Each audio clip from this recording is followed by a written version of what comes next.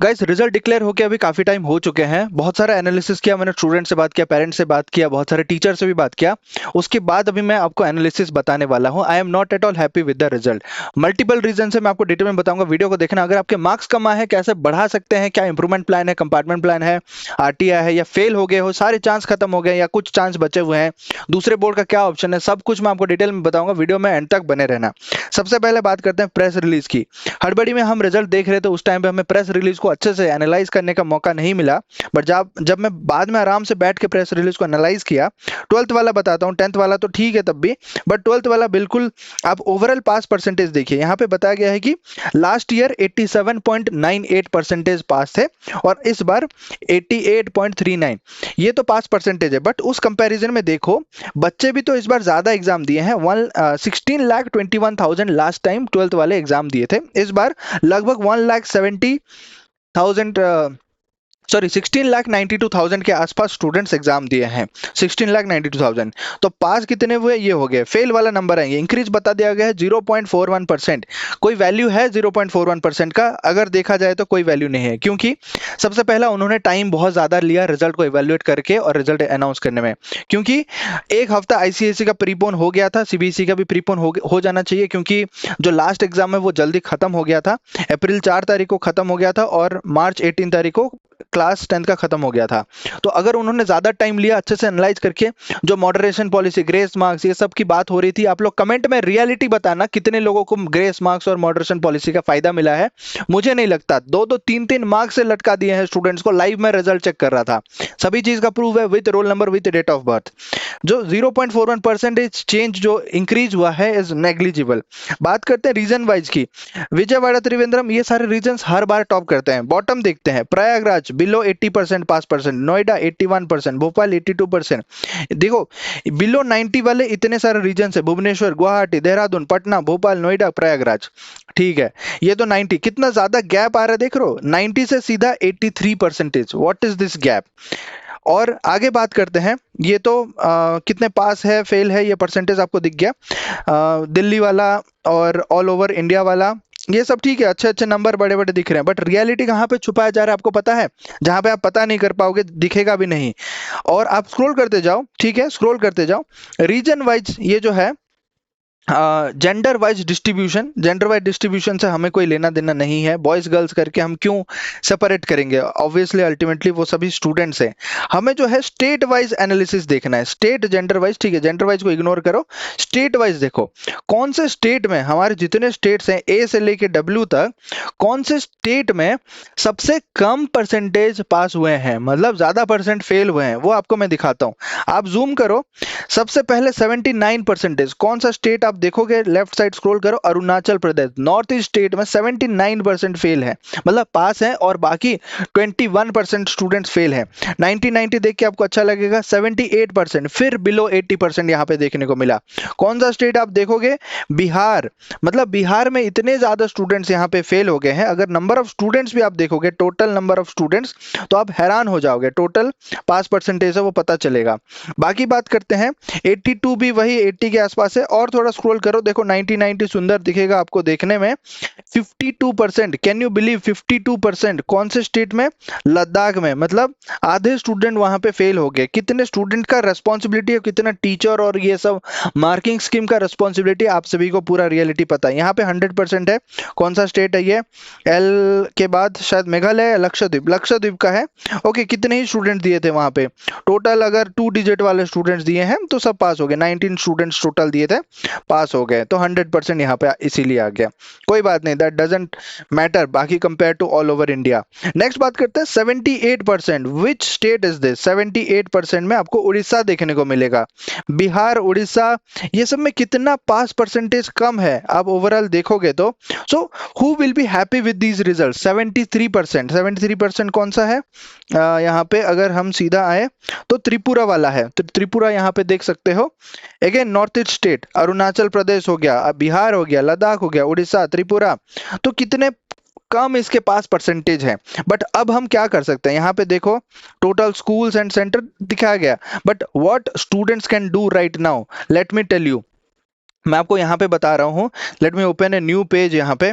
Okay, पूरे last में चलते हैं। I will tell you the different ways in which you can like increase your marks, या फिर आप पास हो सकते हो, दूसरे बोर्ड से कर सकते हो, या क्या ऑप्शन है आपके पास। एक तो है कंपार्टमेंट एग्जाम। कंपार्टमेंट एग्जाम आपका सीबीएसई बोर्ड से ही होगा।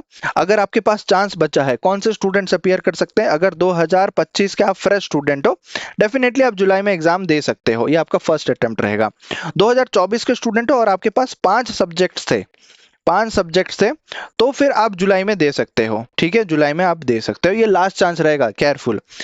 2024 में थे लेकिन 2 से ज्यादा सब्जेक्ट, 2 सब्जेक्ट्स में आप फेल थे, 2 सब्जेक्ट्स फेल थे, तो भी आप दे सकते हो जुलाई वाले एग्जाम पे। इसका क्लैरिटी अगर चाहिए, मैं विद एग्जांपल आने वाले वीडियोस में बता दूंगा, अभी ऊपर से बता रहा हूं कि ऑप्शन है। तो ये सारे हो गए, 2023 वाले ऑल सब्जेक्ट दिए थे तो एक सब्जेक्ट में दे पाओगे, that is the thing. But अगर आप इंप्रूवमेंट देना चाहते हो, इंप्रूवमेंट का बस 2 चांस होता है। 2024 वाले स्टूडेंट, आपका इंप्रूवमेंट चांस खत्म, क्योंकि एक तो आप जुलाई 2024 में दिए थे, एक इस बार अभी मार्च 2025 में दिए, जस्ट 2 चांसेस। बट 2025 स्टूडेंट्स के लिए अभी जुलाई वाला एग्जाम, जो एग्जाम है यहाँ पे एलिजिबल हैं, वो लोग जुलाई एग्जाम दे सकते हैं। अगर आपका 6 सब्जेक्ट था, ओवरऑल पास हो, एक में फेल हो गए हो, या फिर अगर आपका 5 सब्जेक्ट था, सभी में पास हो, मार्क्स बढ़ाना चाहते हो, एक सब्जेक्ट में आप बढ़ा सकते हो, अभी एग्जाम दे सकते हो। क्लियर हो गया। बात करते हैं एनआईओएस के बारे में। एनआईओएस के बारे में ऐसे छोटे मोटे एक वीडियो में बात करने से नहीं होगा, this is a very vast topic. But मैं वहां पे बता दूं, 2 टाइप के एग्जाम होते हैं, एक होता है ऑन डिमांड एग्जाम और दूसरा होता है पब्लिक एग्जाम। पब्लिक एग्जाम कब होता है? साल में 2 बार, अक्टूबर और अप्रैल में। ऑन डिमांड एग्जाम जो है अभी होने वाला है जून महीने से, 4 महीने के लिए होगा, जून जुलाई अगस्त सितंबर। इसका रिजल्ट कब आएगा? जिस महीने दोगे उसके अगले महीने के लास्ट वीक में आपका रिजल्ट आ जाएगा। इसका जो ऑन डिमांड का सिलेबस है, 11th और 12th दोनों का सिलेबस रहता है, कंपैरेटिवली डिफिकल्ट रहता है, सीबीएसई बोर्ड से भी डिफिकल्ट रहता है।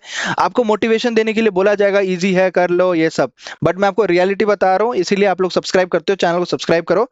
पूरा रियलिटी बताऊंगा, कोई हवा हवा में बात नहीं करूंगा। Public exam at the same time ये थोड़ा सा इजी रहता है, public exam will be easy, और यहाँ पे ओनली 12th का सिलेबस रहेगा। And at the same time अगर मैं बोलूं तो यहाँ पे जो 15 मार्क्स हैं, 15 मार्क्स आपको मिलेंगे, काउंट होंगे, जो कि ऑन डिमांड में नहीं मिलेंगे। जो असाइनमेंट करोगे, असाइनमेंट का आपको 15 मार्क्स मिलेगा।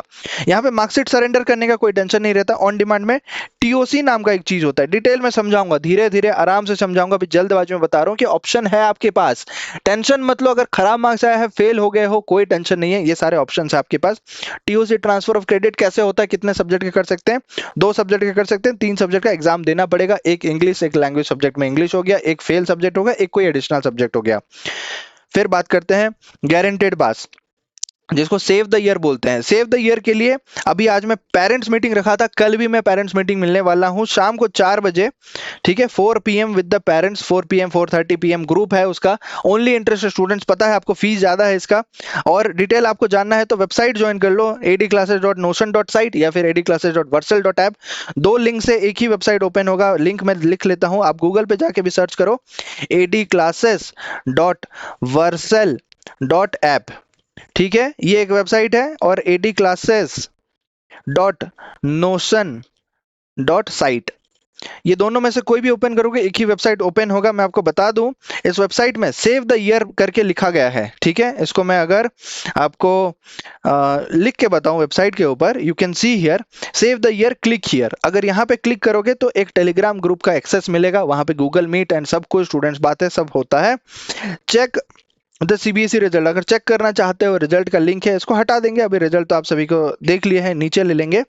वीआईपी क्लास ज्वाइन कर सकते हो। वीआईपी क्लास में होता क्या है, आप मैथ्स पास कर सकते हो मेरे से पढ़ के। अगर कंपार्टमेंट एग्जाम देना चाहते हो, 2000 इसका बस फीस है, ओनली 2000 रुपीज, आप मेरे से पढ़ के पास हो सकते हो। यहाँ पे ज्वाइनिंग का लिंक भी है, 10th के लिए और 12th के लिए, दोनों के लिए अवेलेबल हो जाएगा। लर्न मोर पे क्लिक करोगे, लर्न मोर पे who should join the VIP classes, और फीस पूरा एंटायर फीस है 10th के लिए लिए 1500 ओनली फीस है। डेली क्लासेस, लाइव क्लासेस, उसके रिकॉर्डिंग नोट्स, डेमो क्लासेस के भी वीडियो मिल जाएंगे, डेमो क्लासेस देख लेना और क्लिक करके ज्वाइन कर लेना। जैसे ही क्लिक करोगे आपको ओपन हो जाएगा यहाँ पे, और यहाँ पे बस आपको सबमिट करना है। यहाँ पे 2000 रुपीज फीस पेमेंट करना है, यूपीआई और मोबाइल नंबर, व्हाट्सएप नंबर, री enter the WhatsApp number, full name, transaction ID enter कर लेना है। दैट्स इट, आपका काम खत्म हो जाएगा। ठीक है, सो ये वीआईपी के लिए था। गारंटेड पास का भी सारा डिटेल्स इसी वेबसाइट में मिल जाएगा। गारंटेड पास लर्न मोर पे क्लिक करना, कितना क्या फीस है, कब एग्जाम होगा, लास्ट डेट क्या है, कब तक पार्ट ले सकते हैं, सब कुछ। और भी डाउट है आप बात कर लेना, मैं आपके पेरेंट्स से बात कर लूंगा, समझा लूंगा। सारा चीज वेबसाइट में अपडेट होता रहेगा। वेबसाइट को रेगुलर आप फॉलो करते रहिए। कुछ और डाउट है बिल्कुल कमेंट में बताना। रिजल्ट से आई am not at all happy. इतना टाइम लिया तो कहाँ गया ग्रेस मार्क्स मॉडरेशन पॉलिसी?